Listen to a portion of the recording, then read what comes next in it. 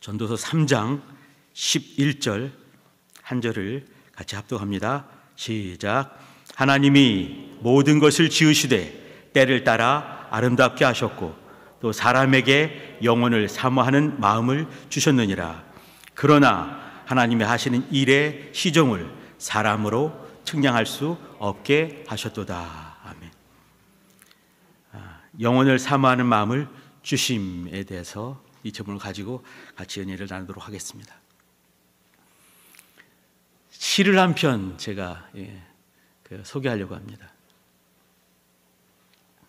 시를 이렇게 보게 되면 정말 짧지 않습니까? 근데 짧은 속에 그 시인의 어떤 마음과 어떤 다짐과 또 어떤 철학들이 담겨 있는 게 아닌가 생각을 한번 해봅니다.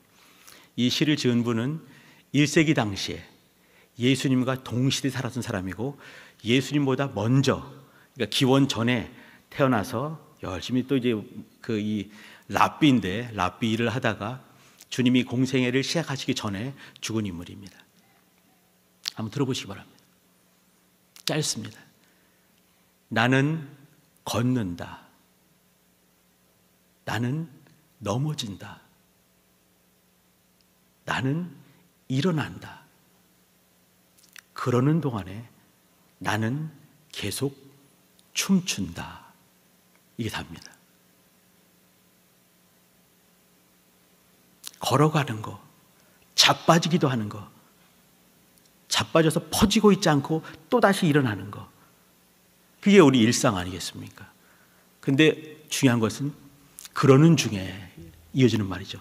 나는 계속 춤춘다. 이 보통 사람이 아닌 것 같습니다. 이 사람의 작품들이 있습니다. 자손이죠. 아들내미가 누구냐면 예수님이 태어났을 때 그 갓난 아기를 데리고 요셉과 마리아가 성전에 간 것이죠. 그때 아기를 안고 아기를 보자마자 이렇게 구세주로 고백한 어떤 할아버지가 있었습니다. 시므온이죠. 시므온.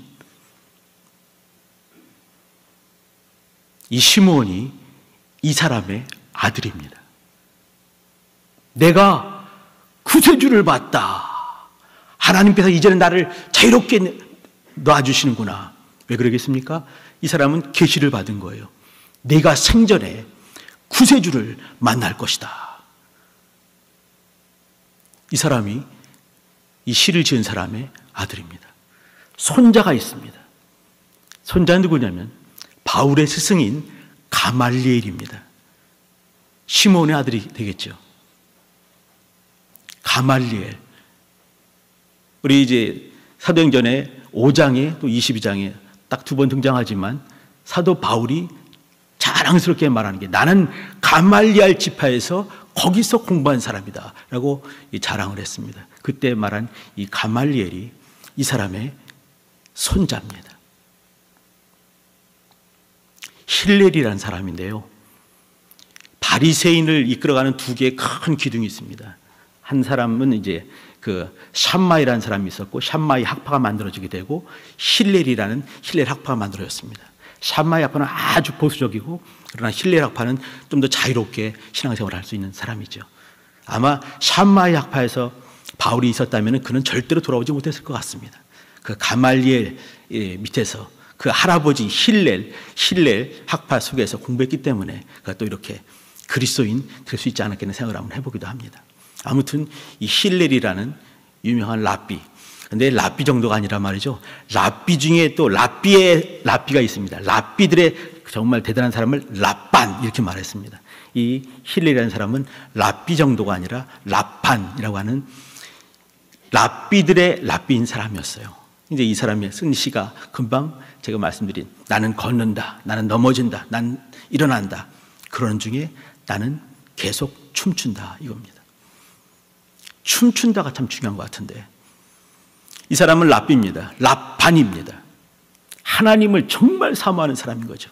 하나님 말씀을 너무너무 사모하는 사람입니다. 할 얘기가 참 많은 사람인데 근데 이 사람이 삶에서 이렇게 그가 넘어지고 자빠지고 또 일어나면서 또 그 순간에 모든 순간에 춤추는 것 왜 추겠습니까? 혼자 자기 좋아서 추겠습니까? 아니면 누군가가 그를 춤추게 하는 분이 계신 거겠습니까? 랍반이라 한다면, 랍비 중에 랍비라 한다면 그는 모든 순간에 하나님에 대한 마음이 가득 차고 넘쳤을 것입니다. 그러면 그가 춤추는 이유가 있겠지요. 왜 추겠습니까? 그를 춤추게 하시는 분이 계시는 거예요. 걷게 하신 분, 넘어지더라도 또 그때마다 일으키시는 분, 넘어지는 모든 순간까지라도 그는 춤춘다. 나의 춤이다. 내 춤을 보시고 기뻐하실 그분이 있기 때문에 나는 춤춘다. 랍비의 랍비인 힐렐의 고백이 아닌가 생각을 한번 해봅니다. 우리가 이제 이렇게 아까 잠깐 시를 말씀드렸지만 또 이제 유명한 말들이 많이 있죠. 근데 이제 이렇게 말을 한다 하더라도 그 말과 글과 삶이 일치하는 그런 유명한 스승들이 참 많이 있습니다. 그러나 말과 글과 삶이 일치하지 않는 사람 뭔지 아십니까? 사기꾼입니다. 말이 다르고 글이 다르고 삶이 다르다고 사기꾼 아니겠습니까? 근데 위인들은 뭐냐면 이게 같은 거예요. 말과 글과 삶이 같은 것이죠. 오늘 같이 본 말씀 보시게 되면 하나님이 모든 것을 지으시되 때를 따라 아름답게 지으셨다. 그리고 이어지는 말씀이 사람에게 영원을 사모하는 마음을 주셨다라고 했습니다. 영원을 사모하는 마음을. 오늘 같이 나눌 제목이 바로 이겁니다. 영원을 사모하는 마음을 주신 것이죠. 영원을 사모하는 마음 했을 때 이것을 이제 이렇게 좀 더 이렇게 원문에 좀 맞게 해석한다면 과거와 미래를 생각하는 감각을 주셨다 이 말입니다. 과거와 미래를 생각하는 그 감각, 이게 뭐겠습니까? 역사의식이 될 수가 있는 거예요. 어떤 사람이 유명한 어록 같은 말을 남겼습니다. 역사의식이 없는 사람은 귀와 눈이 없는 것과 같다라고 말했습니다. 만약에 이 사람의 삶과 이 사람의 글과 이 사람의 어떤 이 말이 일치했으면 이 사람은 위인이 됐을 것입니다. 민족의 스승 혹은 나라의 스승, 어떤 또 이제 이렇게 우리 인생의 스승이 될 수 있겠죠. 누가 말했냐면 히틀러가 이렇게 말을 했어요. 역사의식이 없는 자, 역사의식이 없는 사람은 눈과 귀가 없는 사람과 같다. 그 역사의식이 있었겠습니까? 나름대로는 있었다고 말을 하겠지요. 그러나 우리가 그의 삶을 쭉 돌아봤을 때 정말 역사의식이 있었겠는가? 그렇게 안 보이는 것 아니겠습니까? 오늘이 10월 30일입니다. 505년 전에 10월 31일 날 비텐베르 성당에 유명한 95개장을 걸게 되면서 종교개혁을 일으켰던 사람이 있습니다. 루터, 기억나시지요? 그가 한 말이 있습니다. 죄를 인식하는 것은, 죄를 깨닫는 것은, 죄가 무엇인지 아는 것은 구원의 시작이다. 이렇게 말했습니다. 그는요, 말과 글과 삶이 일치한 사람이었습니다. 자기의 죄에 대해서 그렇게 고민하다가 구원을 어떻게 받는지 알게 되고, 그러면서 이것을 견디지 못하면서 개혁에 앞장서게 된 개혁의 첫 번째 사람이 된 것이죠. 루터가 또 이 말을 또 한마디 했습니다. 우리 이제 인생들에게 하는 말이죠. 스승으로서. 예수님께서, 그리스도 예수께서 어제 죽으신 것처럼 살라. 그리스도 예수께서 오늘 아침에 새벽에 부활하신 것처럼 살라. 그리스도 예수께서 내일 당장 오실 것처럼 살라.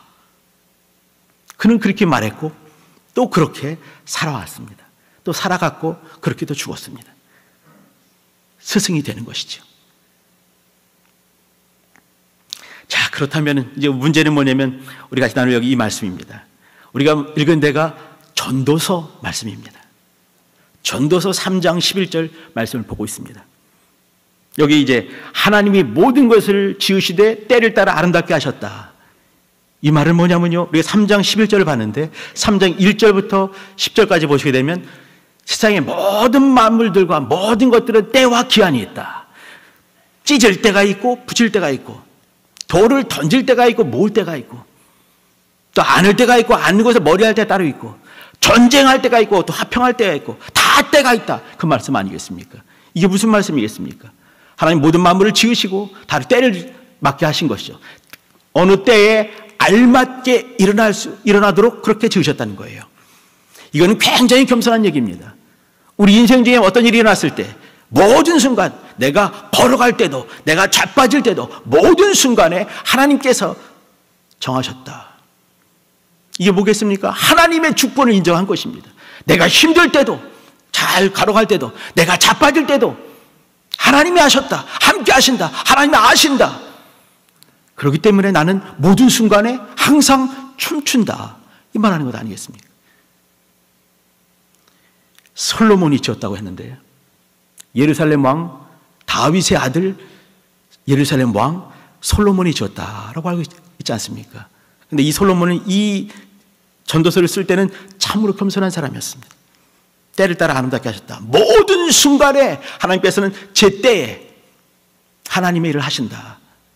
그 겸손한 것이죠. 이어서 하는 말은 뭐냐면 영혼을 사모하는 마음을 주셨다. 과거와 미래를 생각하는 그러한 감각을 주셨다.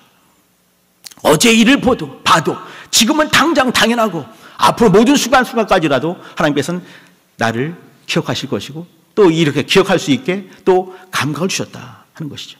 또 이어지는 말, 또 겸손한 말이 이어집니다. 하나님이 하시는 일의 시종을, 하나님이 하시는 모든 일의 시작과 끝을 사람으로 측량할 수 없게 하셨다. 이게 뭐겠습니까? 다 깨달을 수는 없다. 이 말 하는 것이에요. 저는 가장 두려운 사람이 뭐냐면 하나님의 뜻을 다 안다 하는 사람 제일 두렵습니다. 하나님을 다 안다. 성경에 능통한다. 제일 무서운 사람이죠. 다 아는 것처럼 말한 사람. 얼마나 교만한 사람인지 모릅니다. 그러나 전무후무했던 지혜를 가졌던 하나님의 지혜를 가졌던 솔로몬이 하는 얘기입니다. 하나님이 하시는 일의 시종을 사람으로 다 측량할 수 없게 하셨다. 그게 뭐겠습니까? 나는 하나님을 정말 사랑하고 세상의 사람들보다 정말 월등한 지혜가 있지만 그러나 하나님을 다 깨달아 알 수가 없다. 하나님이 운영하시는 그 모든 일을 다 알 수 없다. 겸손하게 말하는 것이죠. 솔로몬의 세 가지 작품이 있습니다. 이제 랍비들이 이제 이렇게 그걸 구분하면서 랍비들은 보통 사람이 아니에요. 정말 그냥 성경에 코 박고 사는 사람이고 또 방대하게 이것을 또 이제 해석하는 책들을 얼마나 많이 남겼는지 모릅니다. 보통 이렇게 전승에 의하면 이렇게 말한 것은 뭐냐면 랍비들이 성경을 풀어가게 되면서 쓴 책들이 억수로 많은 거죠. 이게 성경도 참 이렇게 두꺼운데 이거 수십 배, 수백 배 그 엄청나게 많은 것들을 만들어낸 겁니다. 성경을 더 잘 이해하기 위해서. 근데 그 전승들에 보게 되면 하는 얘기가 뭐냐면 유명한 아가서 있지 않습니까? 제가 넉 주 후에 아가서 얘기를 한번 하도록 하겠습니다. 아가서는 솔로몬의 청년기 때 쓴 그 말씀이다. 이렇게 하고 있습니다. 왜 그러겠습니까? 뜨거운 청춘들의 뜨거운 사랑 얘기를 통해서 하나님과 우리 인생 사이의 어떤 그 관계를 말하고 있는 거 아니겠습니까? 술람미 여인과의 어떤 사랑 이야기, 연애 이야기죠. 이 다윗의 아들 솔로몬의 청년기 때 쓴 것이다. 잠언이 또 있습니다. 잠언. 제 석주기에 또 다시 말씀 나누도록 하겠습니다. 잠언. 이 잠언은 다윗의 장년기 때 지혜가 정말 충만했을 때 이 정리한 것이 바로 잠언이다. 이렇게 말을 했습니다.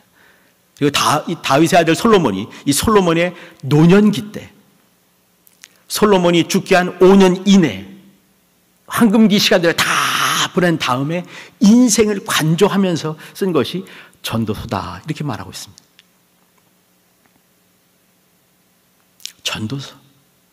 전도서는 뭐겠습니까? 우리 성도님들 아시는 것처럼 어떻습니까? 세상에 해 아래 모든 것이 헛되니 모든 것이 헛되도다. 이거 아니겠습니까? 왜 헛되겠습니까? 죽기 때문에 그렇습니다. 인생은 시점이 있고 종점이 있기 때문에 그렇습니다. 12장 내내 하는 얘기, 헛된 얘기들을 하고 있습니다. 솔로몬이 직접 경험해본 모든 것들. 이 솔로몬은 아내가 1000명이었습니다. 후비가 700이요. 비빈이 300명이었더라. 열왕기하에 나온 얘기 아니겠습니까? 그 많은 사람들을 아내로 갖고 있었습니다. 황금의 집을 지었습니다. 지상에 어떤 사람보다 가장 부유한 사람이 그 사람이었습니다. 가장 강성한 나라를 이루었습니다. 전무후무한 지혜를 가졌습니다. 병졸들도 얼마나 많은지는 모르죠. 그러나 어느 순간에 하나님의 말씀에서 벗어나는 모습을 하나님께서 발견하셨습니다. 거듭 나타나셔가지고 내 아비 다윗의 이 삶과 그 품행을 본받도록 해라 얘기하는 거죠. 모세의 말한 계명을 받들어 지키도록 해라. 그런데 말 듣지 않았습니다. 하나님께서 솔로몬에게 크게 격노하시고, 그러나 또 이제 다윗의 이 공을 생각하면서 네 대해서 말고 네 아들 대해서 나라를 쪼개버리겠다 말씀하시고 정말 나라를 쪼개버리면서 솔로몬 이후부터는 분열왕국이 되는 것이죠. 그냥 분열왕국 된 그 이유가 뭐겠습니까? 솔로몬의 범죄 때문에 그렇습니다. 제가 예전에 대학부를 맡았을 때 대학부 영혼 중에 저한테 질문한 친구들, 저 질문하고 되면 답을 잘 써주거든요. 네, 질문 중에 하나가 뭐였냐면, 목사님, 솔로몬이 구원을 받았습니까? 이렇게 물어보는 거예요. 요즘에 그 애들 중에는 그런 질문은 참 많이 없지만, 옛날에는 말이죠, 우리가 예수 믿는데 세종대왕님과 이순신 장군님이 참 많이 힘들게 했습니다. 많은 분들이 이제 이순신 장군께서 구원받았습니까? 안 받았습니까? 세종대왕께서 구원받았습니까? 안 받았습니까? 물어보더라고요. 제가 물어보고 싶습니다. 왜 물어보겠습니까? 되물어보겠습니까? 제가 모르기 때문에 그런 거예요. 어떻습니까? 이순신 장군께서 또 세종대왕께서 구원받았습니까? 안 받았습니까? 잘하셨습니다. 말하면 안 되는 거예요. 우리가 모르지 않습니까? 그 가서 이제 물어볼 수도 없는 노릇이고 함부로 말하는 게 아닌 거예요. 자명한 것 같다 할지라도 성경에 분명한 것 외에는 말할 수가 없는 것입니다. 솔로몬 구원받았습니까? 안 받았습니까? 이거 물어보더라고요. 제가 오늘 같이 말씀을 준비하면서 사실 이제 이렇게 제 생각 중에는 아마 이것도 좀 있는 것도 같기도 합니다. 솔로몬이 구원받았을까? 안 받았을까? 자, 솔로몬이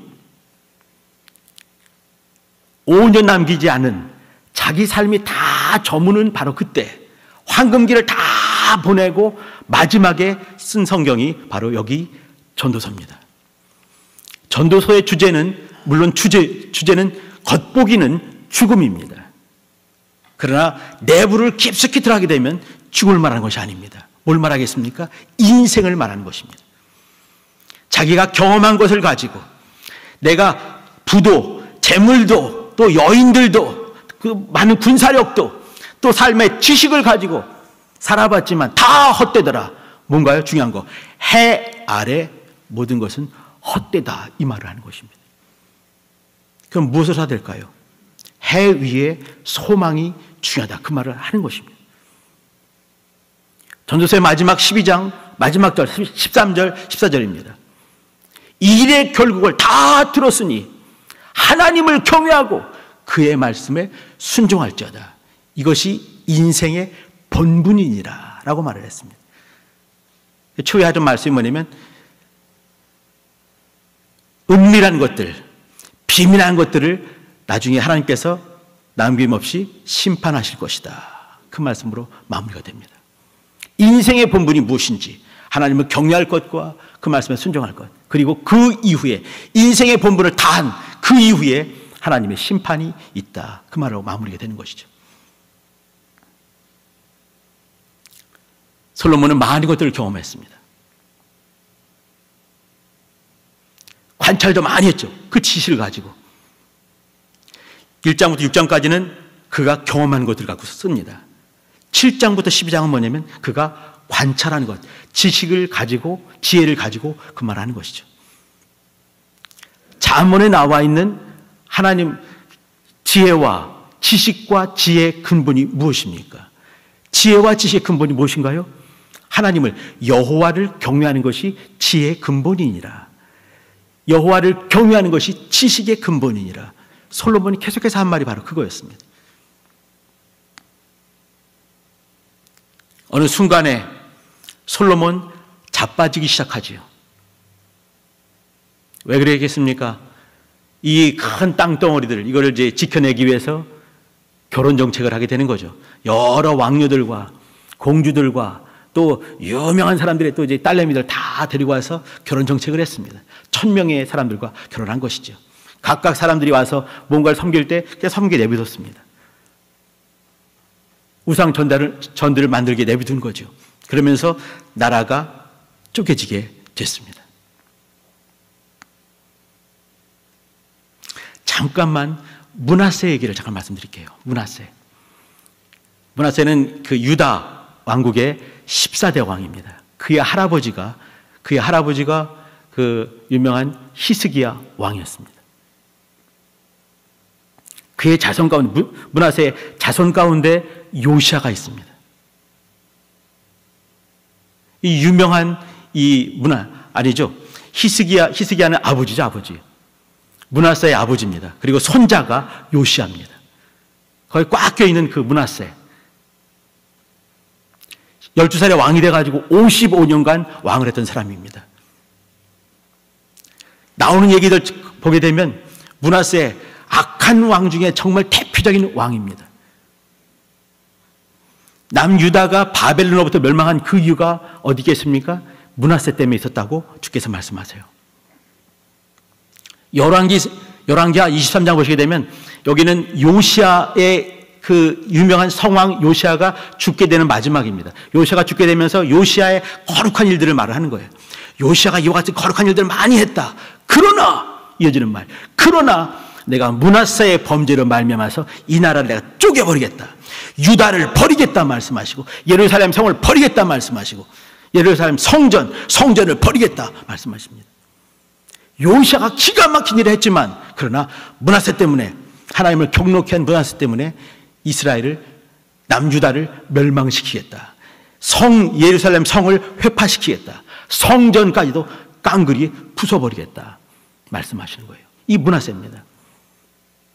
근데 역대기 하를 보게 되면 열왕기 하에 나오지 않습니다. 역대기 하를 보게 되면 므낫세가 어느 순간에 이제 포로로 잡혀가고 막 고난을 당하다 보니까 그가 회개하게 되는 거예요. 그런 거 많이 발견했을 것입니다. 성도님들. 므낫세가 회개하는 것입니다. 하나님을 기억하게 되고 회개하게 되면서 또 저 앞에 무릎 꿇게 되는 것이죠. 다시 돌아오는 모습이 있습니다. 자, 그러면은 므낫세에게 구원이 있겠습니까? 없겠습니까? 그가 앞에 했던 처참한 일들은 남아 있습니다. 그 남아있는 그 벌 때문에 이 민족과 나라가 쪼개지게 되고 잡혀가게 되는 역사가 있게 되는 것이죠. 그 벌은 그대로 남아 있습니다. 그러나 그 영혼만큼 어떻습니까? 구원받을 수 있는 것이에요.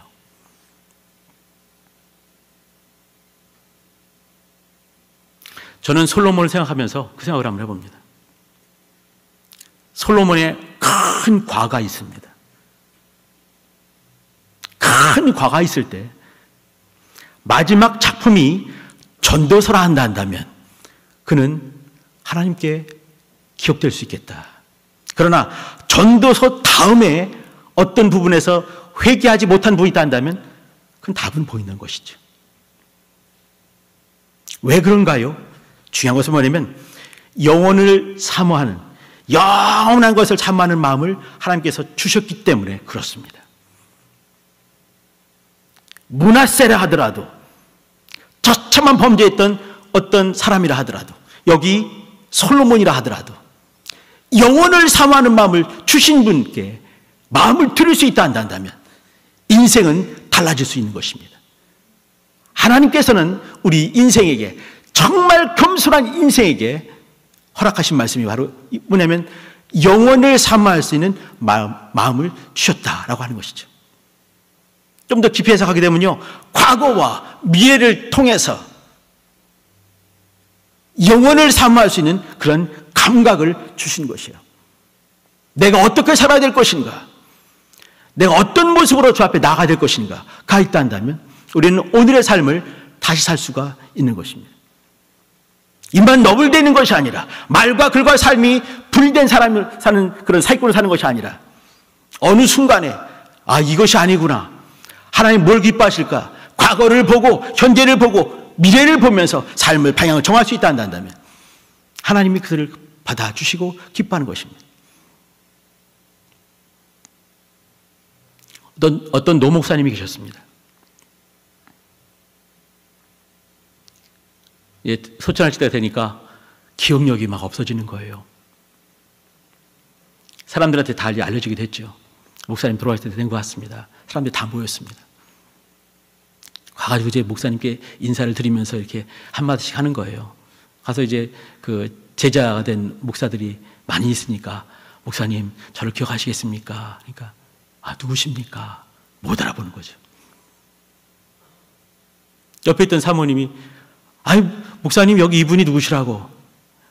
당신은 누구십니까? 사모님도 못 알아보는 거예요.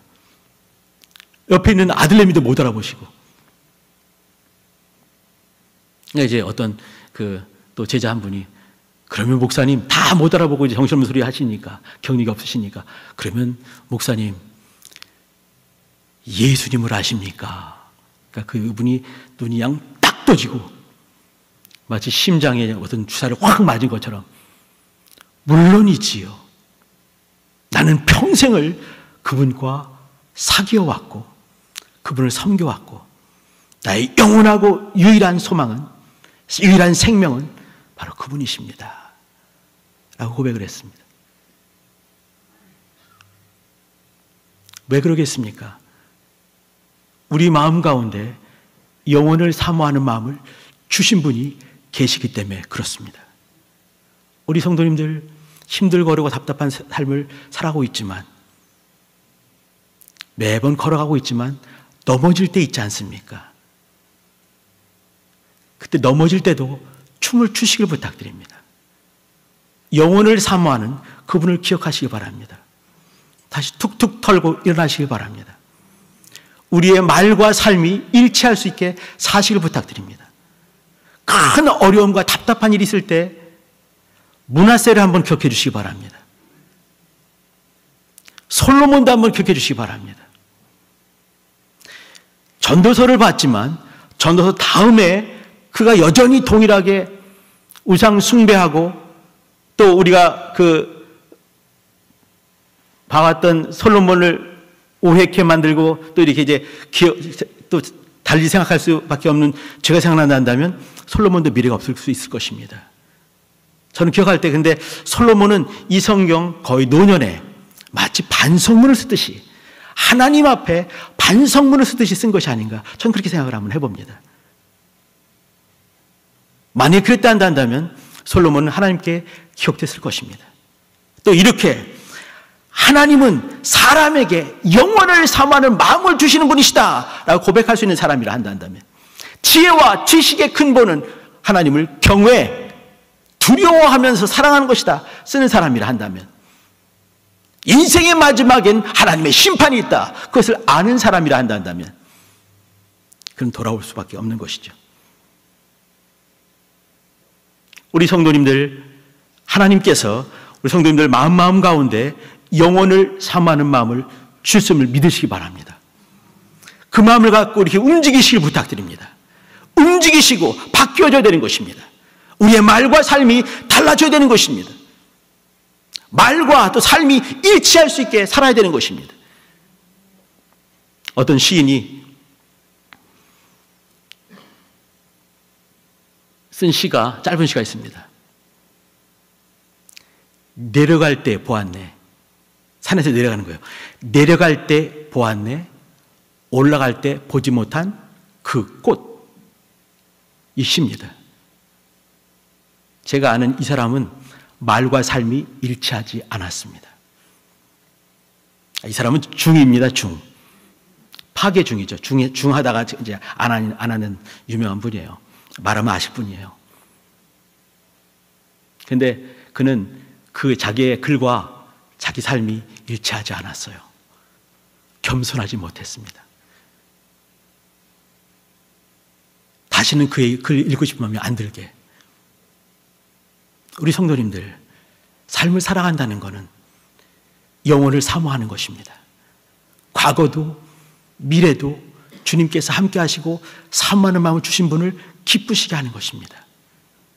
힐렐이란 랍반이라는 분이 쓰신 것처럼 나는 오늘도 걷고 내일도 걸으면서 넘어질 때 있을 것입니다. 또다시 일어날 것입니다. 이게 삶이니까요. 근데 그러는 중에 모든 순간에 춤추면서 나를 인도하시고 나와 함께 하시는 그분 앞에 나를 보여드리는 것, 이것이 영혼을 사모하는 사람들의 살아가는 방법입니다. 예배할 때 춤을 추시기 바랍니다. 그분 때문에 춤을 추시기 바랍니다. 삶을 살아가면서 세상에 섞여 살고 있지만 순간순간마다 걸어가고 넘어지고 일어나며 그런 중에 춤을 추시기 바랍니다. 그분께 보여드리시기 바랍니다. 그분께 발견되시고 발각되실 것입니다. 같이 기도하실 때 하나님, 영혼을 사모하는 겸손한 마음 주셨으니 일평생 살아가는 동안에 주님 앞에서 살게 도와주시고 영혼을 사모하는 그 마음 가지고 주님을 기쁘시게 하며 힐렐의 시처럼 순간순간 춤을 추며 하나님을 기쁘시게 하는 성도의 삶을 살아나게 도와주세요. 주여 한번 부르시고 기도하십니다.